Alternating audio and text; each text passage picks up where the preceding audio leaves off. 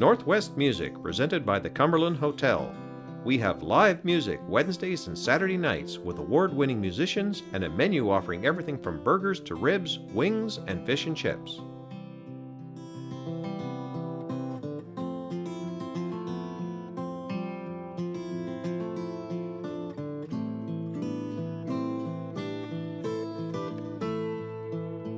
Welcome to NorthWest Music. I'm Mary Ruth Harris. Joining us, our special guest today is Elli Hart, and here she is with Doug Cox and the opening number.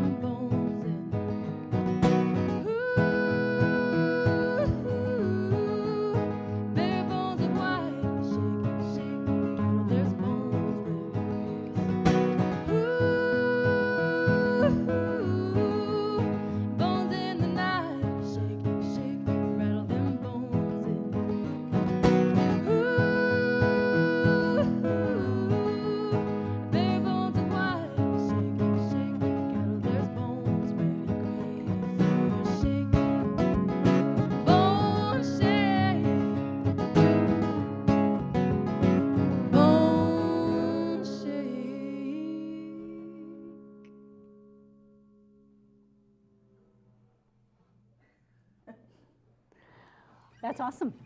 Now, Elli, how many years have you been playing? Oh, that would give away my age, let me think.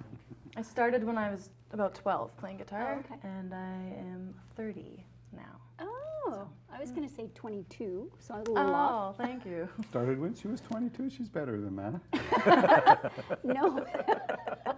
Sorry. Now, when did you start writing your own music right away, or? No, I just wanted to sing, I guess, and my father played guitar, so I would find these songs that I wanted to sing, and he would play, and then I would sing, and then eventually realized that he wasn't always around to play as often as I wanted to sing, and so I taught myself how to play guitar. So there was a few years of that going on, and then I probably started writing when I was 15 or 16. So wow. Yeah. So did you grow up in Victoria? Yeah, I grew up in Metchosin. Yeah. Oh, Metchosin. Yeah. Oh, that's such a lovely little village. It's awesome, yeah. That's really great. Yeah. Now, did you have musical influences from that area that impacted you? I mean, the Pearson College always put on a concert in Metchosin, and there was a really famous gumboot dance, but I don't think it necessarily influenced me. Probably my father's record and CD collection influenced me the most, and there was a Bonnie Raitt CD that I fell in love with at a young age, and so that she has been like my constant influence, I think, throughout most of my musical life. But Okay. yeah. Cool. You sound to me like a very mature songwriter for someone your age, because it seems like you've listened to. You sound like you come from the roots of roots music. Like it sounds like you've listened a lot to various singer-songwriters, which is a great thing. Yeah, I'd say in the last couple of years, maybe starting 3 years ago, I really dug into old country music, Hank Williams, and then up through into the 60s with Emmylou Harris, and I kind of discovered Lowell George and some of those people and the band and all that kind of stuff. Cool. So I guess I got a record player and I started collecting my own vinyl stuff and got into that. So yeah. So you mostly play in Victoria now, although you're starting to tour more and more, aren't you? Yeah. And you play with a band sometimes, and sometimes as a solo artist. You got it, yeah. So what's your band's called? My band's called Dirty Mountain, and yeah, we play all these songs. Pretty much all these songs I'll be playing today have kind of rock versions of them as well with the band. Oh, okay, Yeah. nice. Now you got to see Bonnie at Vancouver Island Music Fest a couple years ago. I sure did. And Was that the year you were on the stage crew as a volunteer? No, it wasn't. No, but I was front row center, and I camped out there at noon that day. And I don't know if you remember this, but I brought my little traveling guitar with me, and they were having some sound things with their monitor, and I took that moment to very cheekily yell at her, Bonnie, please sign my guitar. And she said, oh, I'm sorry, I can't. It's real pretty though. And I was like, oh my God, Bonnie Raitt just spoke to me. Died and gone to heaven. Yeah. I think it's a great thing that you have been a volunteer on the stage crew at Music Fest, and last year you were there as a performer, which is makes me feel happy to see a performer like yourself that is also modest enough to volunteer to be on a stage crew and that kind of thing. Oh yeah. I think you're going to go far in music if you can keep that attitude. You know, that's wonderful. All that about you do community. That. Do you work at other festivals as well? I have in the past. This year I wouldn't have had time to do that, but I think I volunteered at Big Time Out in Cumberland a bazillion years ago, and I've organized my own music festival before. Cool, good for you. So I do enjoy that, and I really enjoy building community, and I always say if I can empower other people to do good stuff, it's all good stuff. It's got to come back to you. Sure. So where does the song start with you? Do your songs come from lots of different places, or? They come from lots of different places. I have written therapeutically for myself, but I find that gets old. I'm pretty lucky in my life. I have clean air to breathe and healthy food and stuff, so my problems aren't that big of problems. So I do like to look around my community and kind of see what's going on and write about some of that stuff and what's going on with other people in my life. So I do take inspiration from lots of other places. Nice. Yeah. Are you a guitar player first and a songwriter second, or? I think I'm probably a songwriter first, but I love playing guitar and I just want to get better and better at it. So maybe one day I'll switch, but I don't know. Oh yeah. I doubt it. Songwriting is so like everywhere I go, I'm always like ooh, and you think of these lyrics as you walk down the street, or these Have you done ideas a lot and of songwriting workshops with other musicians? stuff. I just did my very first one. Oh, okay. It was kind of my first try, and it was really a cool experience, and actually it opened a lot of doors for me because you're now meeting people that are also doing really cool stuff, and Awesome. and you've become part of another community. So it's I would highly recommend that. to That's people. great. Yeah. And we met at a BC Touring Council We did. session. Yeah. Where was that? I forget where that was. Vancouver. In Vancouver, okay. And actually, the reason I went was because I knew you were going to be on the panel. Oh no, really? And I was like, I gotta go meet that guy. Yeah. And now look where you are. Yeah.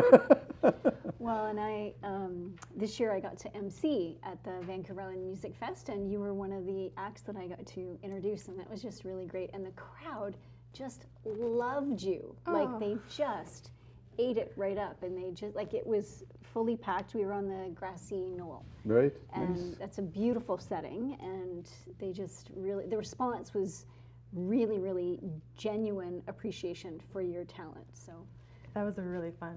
I mean, I love that festival. It's my favorite festival in the whole world, and I am not just saying that. I love that festival. Mine too. Yeah, it was such an honor to be there and to be playing, and I was so nervous to be playing at that Were you? festival. Yeah, and I had didn't show it off. no idea like what the response would be, and yeah, it was so welcoming and amazing. Yeah. Did not show one bit. When you are doing the touring and you're meeting people, what is that like for you? Like coming from little Metchosin, and and now they would envision you as, oh, she's a music star, she's doing all this great stuff. And how does that work for you with the public? I mean, mostly when you're touring and you're playing at bars, like you're lucky if 5 people walk through the door. But I think the key is, I've kind of been figuring, is to really book smart gigs and only tour if you have those good anchor gigs, because it's really tough otherwise, because no one knows who you are, and it's so comfortable for them at home with their big TVs and their couches, and you got to really earn their affection, I guess, before they're really going to come out and see you. So, but I think playing festivals is kind of the best way to do it. But coming from a small town where we have a lot of sheep, probably more sheep than people, I don't know, I just love people, and I love meeting people, and I love hearing their stories. And I think my favorite part about playing is when I tell a story on stage and a song, and it sparks something in someone else, and they come up to me afterwards and they say, oh, you should have, go get that guy, or go do that thing, or whatever. Or I had this, this problem with alcoholism, or I had this thing and I totally related, or whatever. It's just so great to hear that feedback and those stories. Yeah. Awesome. Do you have siblings? I have a brother. I have a little brother who is much taller than me. It always works out that way. He is going to New York this year to be a fancy lawyer. Oh. Yep. 2 very different paths. Yes. Fortunately, my parents are very supportive, and they don't point that out to me too much. Yeah. Oh. Now, have you, you mentioned that you collect vinyl, and now vinyl is coming back, so you must be very happy about that part. Well, I mean, it's just kind of, yeah. I haven't printed any vinyl, which I should do, but. You should. It sounds so much better. Oh, that's like the dream. Yeah. So as musicians, let me ask you this, because I hear this a lot, like in the interviews, there's been a lot of talk about the fact that vinyl is making a comeback with artists. What is it about the vinyl that makes a difference for you as a musician? I mean, there's nostalgia, it sounds great, and there's just something, as a musician who clearly you love music, the act of like choosing a physical record from a collection and putting it on the table, it's more purposeful, like you're purposefully listening to that music, whereas if you're putting on something on Spotify or you're streaming something, it's a little more like delegated to the background, I think. So for me, that's kind of why I really like vinyl, but I also love Spotify, so I like them both. But yeah. And Doug, how about you? What is it about vinyl that just... Well, I grew up with it, so that's a whole different thing. I truly believe that it sounds better, and I think it has something to do with the fact that you're dealing with I won't get too technical, but you're dealing with a physical medium from the minute you begin recording all the way through till the minute you reproduce the sound. You're not dealing with digital processing of a bunch of numbers. You're actually dealing with the physical movement of something when you work with vinyl that has... So like the sound wave is actually and being captured. the electronic measurement of the vinyl against the needle, it all has to do with waves and movement, which is really what sound is. It also is, when you're dealing with analog or vinyl, you can push it a lot harder. And they're trying to fake that more with digital now, but digital chops off completely at one point on the top and on the bottom. Right. Vinyl doesn't really do that. You can push vinyl into doing things that you can do with sound waves. So it's quite different, but I'm a big believer that it sounds way better. And I love the idea that we used to have gatherings where we'd sit down with with a record, and everybody in the room would bring over the newest record, and we'd all sit down and listen to them and pass the covers around and share them and talk about songs and look at the artwork and all that kind of stuff. It was a much more important social thing at that point in time than it is now. You're wearing a T-shirt today, Tough City Tough Radio. City Radio. And shout out to Cameron Dennison of Strong Heart Productions.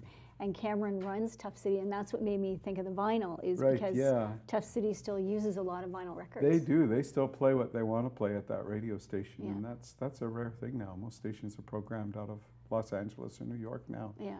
They don't even really have DJs anymore. So Tough City in Tofino is a real radio station. With real vinyl. Yeah, with real vinyl. And they're super welcoming of artists too. Like I can call him up and be like, "Hey, I'm in Tofino," and he'll be like, "Well, come on down, and play some songs." Yeah, that's awesome. It's nice that they have that flexibility, and I think that's what's missing with the rest of the radio spectrum, is that they do not have any flexibility to invite guests in to do a chat and to play a couple songs live. And you know, I'd like to see more independent stations come forward, because I love Tough City, and it needs to be replicated. Yeah, it does. Everywhere. And it's interesting when I look at young artists like you, Elli, because you didn't get to experience a lot of the kind of golden era of the singer-songwriter and the folk world and that kind of stuff when there was a huge community. There still is, but it's post-industry now. You know, it's quite different. So for me, it's inspiring to meet someone like you that's still carrying that torch, you know. I'm tenacious. Yeah. I'll power through the new models. So let's hear another song. Okay. I wrote this song when I was developing feelings for a very good friend of mine, and I was gonna tell him. I had it all planned out, and on the night that I was gonna do it, I would open my mouth, and it was like I forgot how to speak English, and I just couldn't get the words out. So, like all singer-songwriters, I wrote a song about it. And another thing that I had wanted to do was write a song with a man's name in it, because there's not a lot of songs out there with women singing with a man's name in it. That's true. So that was part of it. So That's true. I've subtly slipped the name into the song. So one day he may eventually find out. Oh. And then what? Well, More songs. More songs. Yes. All right, so let's hear the song.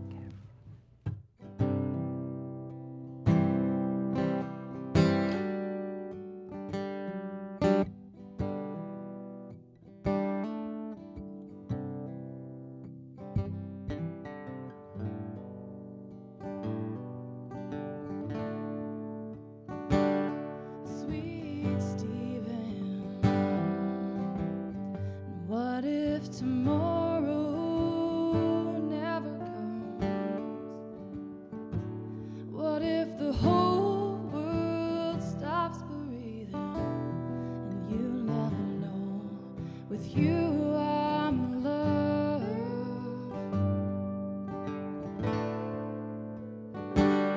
Sweet Stephen, when you finally come back home,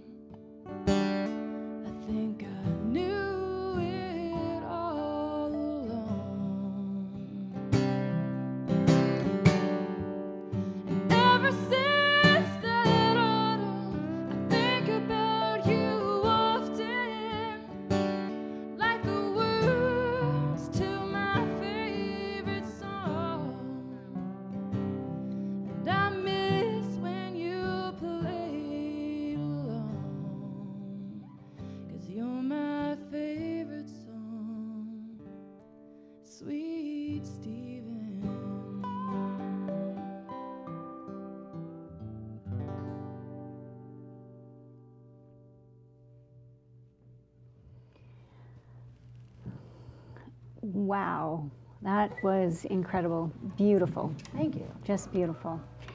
You are watching NorthWest Music. We are coming to you from Shaw TV Studios in Campbell River. With me is Elli Hart and Doug Cox. We will be right back after this break.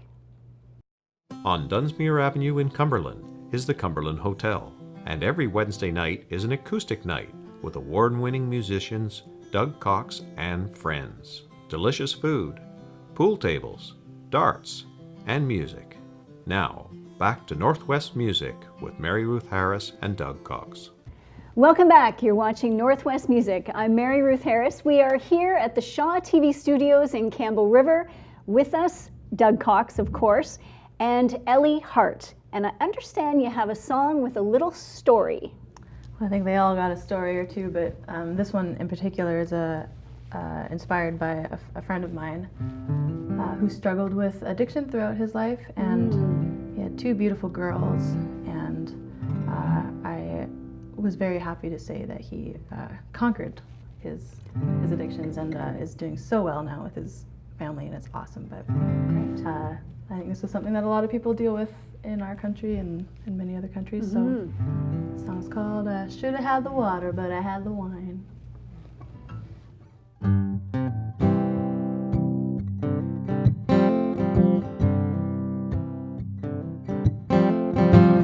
Tuesday morning had me thinking. I lost my life to the love of drinking. Tried to trade my love affair for your golden locks of hair. I couldn't stop the rain. I had a child I had to give away. Should have had the water, but I had the wine. I needed you to miss me, but I fell too far behind. 2 bags and a beat up coat. I had an endless road and too much coke. 6 hours before daylight, I live a poet's dream, a drunkard's life.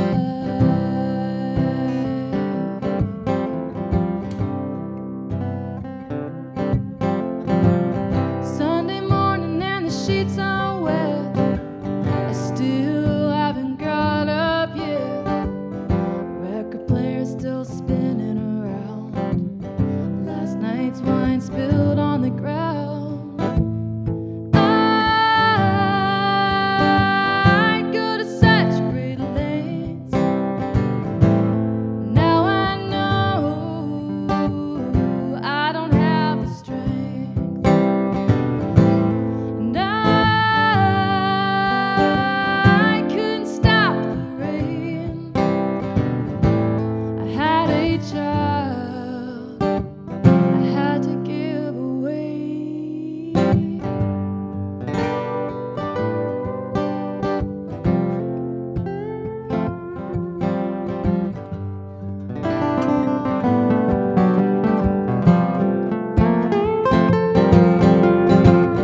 Nothing left but this cigarette and the hole I dug had.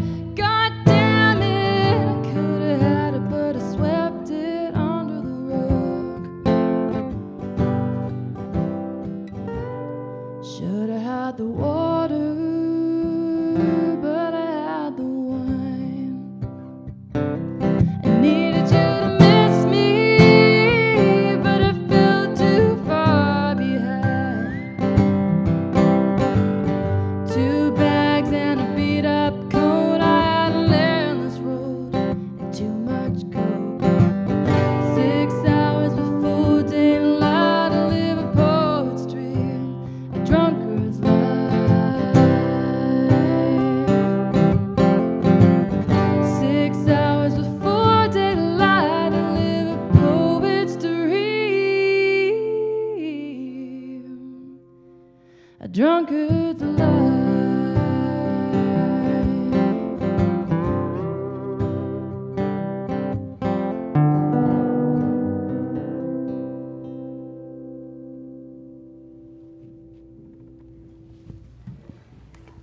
What a gorgeous, heartfelt song. It's just beautiful. Thank you. Beautiful. Do you find it therapeutic to write, or like writing something like that? I would think it's very hard because it's from somebody that you care about. Yeah, I mean, it was, I'm trying to remember when I wrote that. I actually wrote that song from the chorus, which I don't often do. Then I just had that line in my head, I should add the water, but I had the wine. Because I have thought that before. That's a, that is a great line. As I think a lot of people have. But yeah, I mean, sometimes things are really usually the songs that are really therapeutic for me don't end up being very good, to be honest, and I don't always show them to the world. But that was just writing from, I guess, inspiration in my surroundings and my community, and yeah, and I made up some of the character stuff that's in there, and the only part that's really fact about that is that I knew someone who dealt with this, and I kind of made up a bit of a story in my head, and I like doing that. I like writing about characters and creating characters, and yeah. Have you got another character song? I do, yeah. Should I do that one now? Yeah, let's okay. This I wrote, I just, you know, the rat race and just not getting a break and working real hard and never really seeming to get out of that funk. That's what this song is about. It's called Down and Gray. So you're in C minor for those of you jamming at home.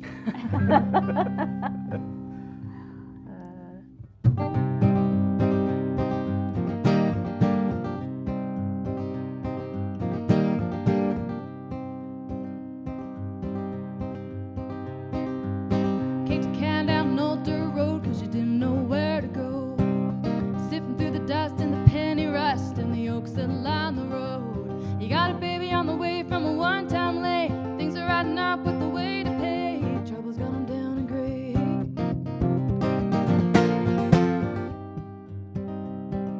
Swinging down the hammer in the old rail yard, got dirt smeared on your face. It's early up to rise, even earlier to die, just another man in the race. Hard times finding you don't have your grave. 6 foot down and you can't be saved. Trouble's got 'em down and gray. Ooh, down and gray. Ooh, down and gray. Living like a ghost 'cause you're lost and broken. You hear what the poets say. Making deals with the devil, you're a long-time rebel. He's come to collect his pay. Trouble's got him down and gray. Trouble's got him down and gray. They found him in the morning, heard the rooster warning that the man had died that day. Left a cigarette burning, had a long time yearning, but time had slipped away. Buried him down by the old oak tree. Said a few words and they all agreed. Trouble's got him down and gray. Trouble's got him down and gray. Trouble's got him down and gray.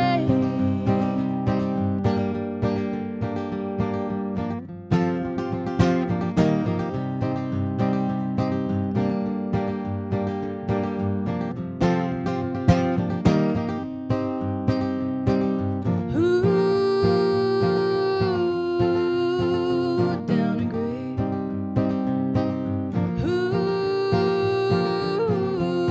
Ooh, down and gray. Oh, you're living like a ghost 'cause you're lost and broken. Hear what the poets say. Making deals with the devil, you're a long-time rebel. He's come to collect his pay. Trouble's got him down and gray. Trouble's got him down and gray.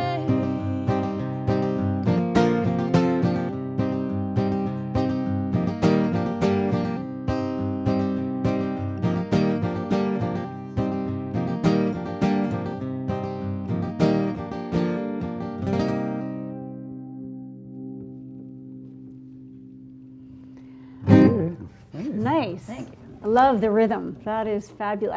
What I like is that you vary the rhythm quite a bit. Well, that song was pretty steady, but in all of the songs you've done so far, the rhythm can be slow and then it goes to this fast, really powerful, and then it goes back to something more subtle.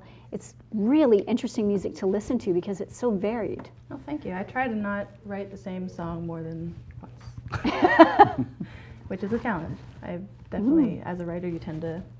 Right now, I'm stuck in a bit of a chord progression that I've been doing quite a bit lately, and I've had to stop myself. But I feel like sometimes you need to write some bad songs with some similar chord progressions to get to the good song. You have to like Sure, kind of get it yeah. out of the way to get to the one that you need to write. So who are some of the writers that you're inspired by now? Actually, lately I've been listening to a lot of Brandi Carlile and Jason Isbell. I listen to actually their albums a lot. Quite a lot. Probably annoy the people in my life by doing that. And Brandi Carlile has this live album where she's playing with a symphony in Seattle, and I think that's the coolest thing I've ever heard. And if I ever get to do that one day, I can hang up my guitar. I think that'd be amazing. Yeah, it sounds so amazing. And yeah, so I think there's some pretty great songwriters. Have you toured outside of BC at all yet? Yeah, with the band Project Dirty Mountain, we've gone to Alberta a few times, and I guess we've done that. Cool. Yeah. I wish to go to Europe, and I wish to go to the States. I'm going to the States in like 4 weeks. I'll be going. Good. Yeah, I'll be going Which out to part are you Nashville. going to? Oh, Nashville. But I won't be performing. Oh, I will okay. be writing and experiencing. Did you know that Nashville has now just recently become the bachelorette capital of North America? I just heard that. It's very strange. Like, on the You go- drive up here, I was listening Since to the a podcast. TV show started, Nashville, of course, it's the big soap opera show, right? That's a great show. Right. But since then, Nashville's beat out Las Vegas as the bachelorette capital of the So world. that's I where think it is. women go to have their bachelorettes. It is, and you go down there and you can sure see it. Like especially down on Broadway where all the sort of the tourist zone is with all the new country bars and everything. Yeah, I've You heard see that. you see drunk young women in gangs Oh my going god. all over Nashville, and it doesn't Seriously? quite fit. It's a little bit That odd. is a boys. little odd. Yeah. Plus Now, the in- success of a TV show, though. Like Yes. Well, in talking about writing, I'd like to hear, Doug, how old were you when you started writing your own stuff? that.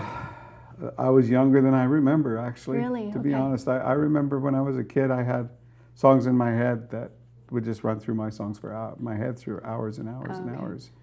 Neat. And I have no idea how old I was. It was just something I did when I was bored. Like if we Yeah. were driving somewhere and I was bored, I'd have songs going through my head.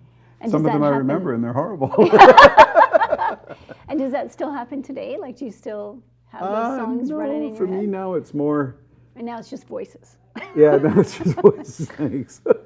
No, it's more a guitar riff now that'll lead me into a song. Although every now and then I get an idea for a song, and I'm try to write something. But I find that sometimes as a songwriter, you come up with a concept that might be a little bit too complicated for a 3-minute treatment, if that makes sense. You know, you need a song that, in my opinion, a song that has to be simple enough to get the idea across in about 3 minutes. So I have one song that I've been trying to write for about 30 years now, and I've even started to co-write it with other people, you know, and it's a bit of a complicated song.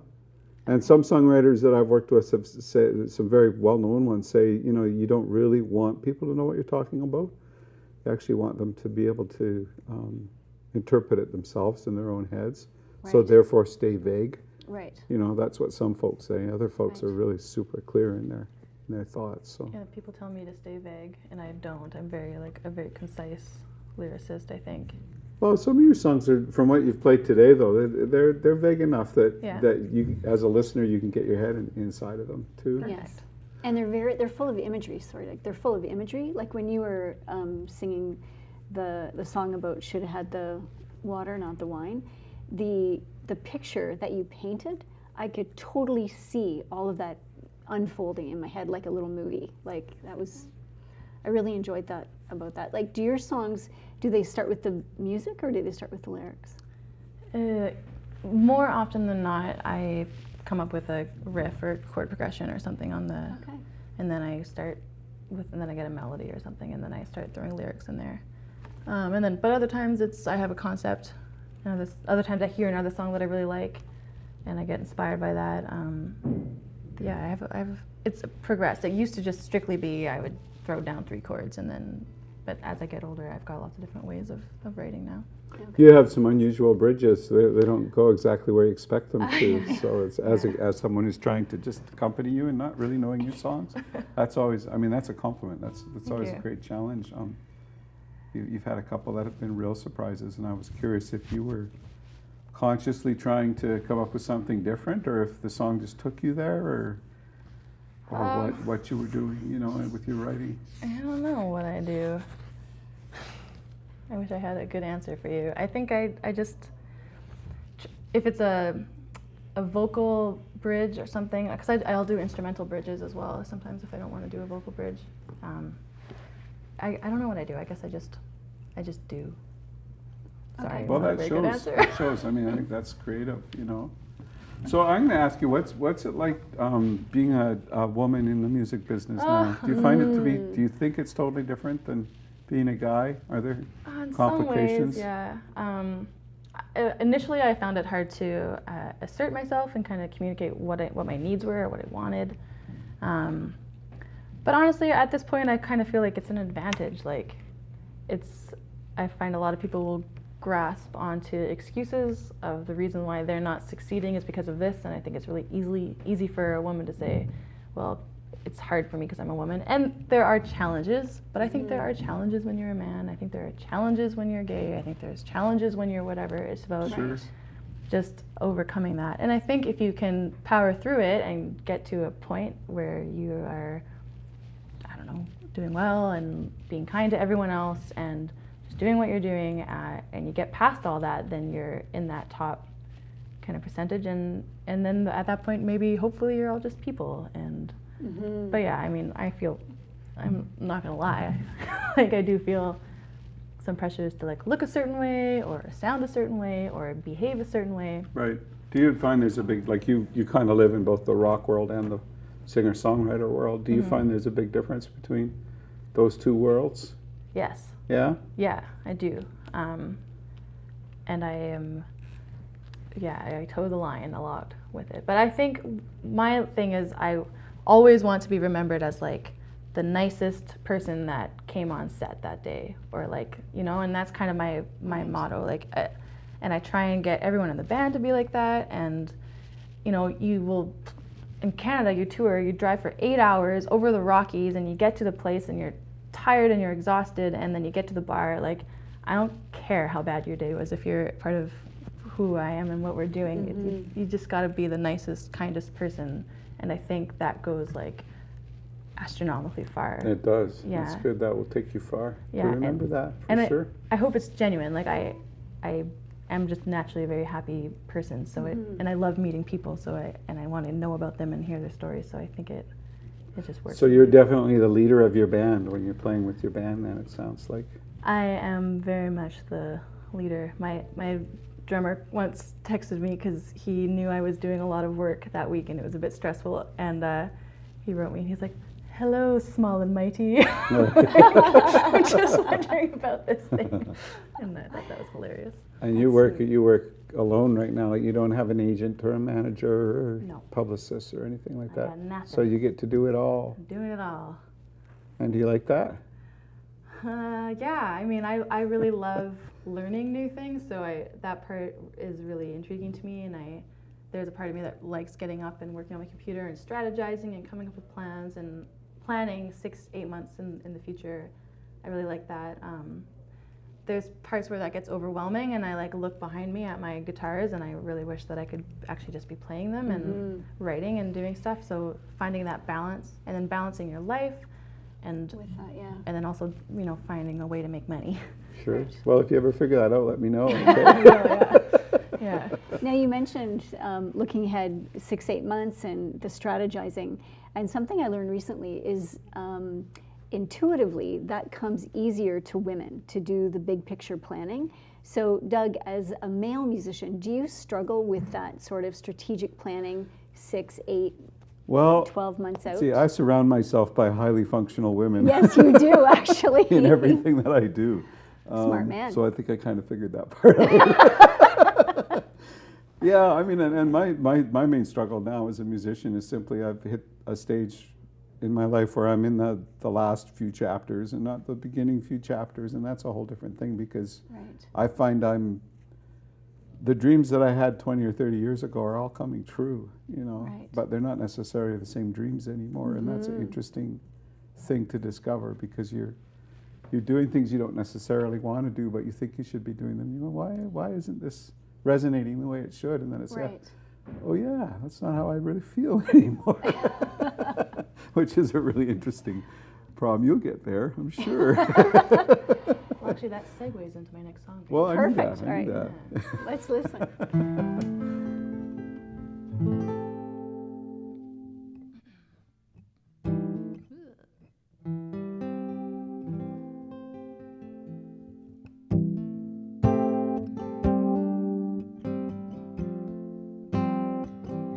And I don't wanna lay the blame on a face without a name. I've been dragged along this one-lane highway, and I found every truth and glory in somebody else's story. Just another mile marker along the way. All these roads not taken, burning rubber on the pavement. Never made it past the borderline, and I couldn't hear my calling. The shifting gears keep stalling. I missed my chance to drive this road of mine. Though I've longed for some compassion from a faith that held me ransom, left the good book in the drawer with my wedding band. And as I look over my shoulder, afraid of growing older, like those faded highway signs stuck in the sand. All these roads not taken, burning rubber on the pavement. Never made it past the borderline, and I couldn't hear my calling. The shifting gears keep stalling. I missed my chance to drive this road of mine. Every bend leads me closer to the end, but I turned around 'cause I was scared to lose control. And oh, these roads not taken, burning rubber on the pavement. Never made it past the borderline, and I couldn't hear my calling. The shifting gears keep stalling. I missed my chance to drive this road of mine. Lord, don't let me miss my chance this time.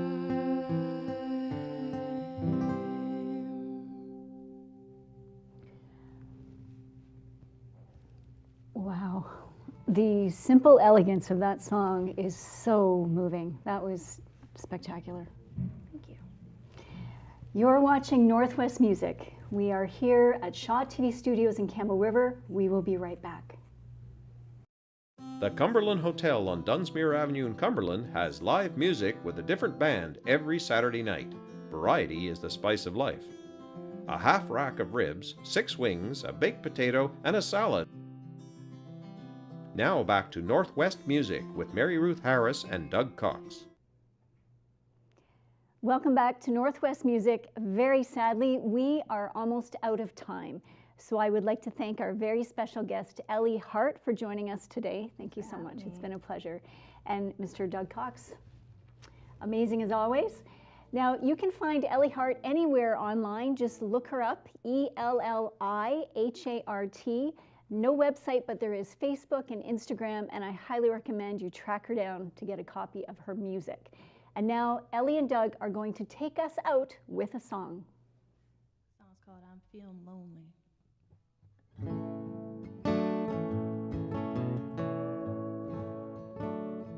I'm feeling lonely, knowing you've wrapped your arms around some other lover. Didn't let the dust settle on the ground, and you'll numb the pain with those careful words she'll say, but they'll never change the love you threw away. And baby, it's alright, it's okay. You're just burning memories anyway. And baby, it's alright, it's okay. Maybe time will take my pain away, and I'll say goodbye. 'Cause I'm tired of holding on to each of the lies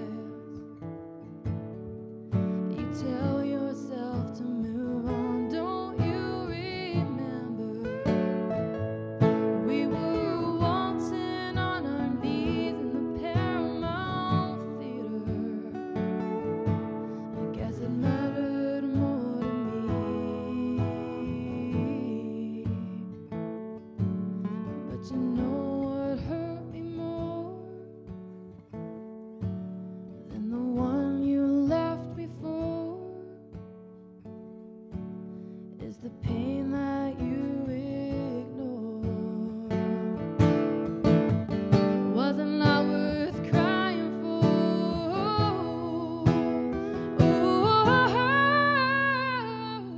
And baby, it's alright, it's okay. You're just burning memories anyway. And baby, it's alright, and it's okay. Maybe time will take my pain away. And gotta hope it takes my pain away.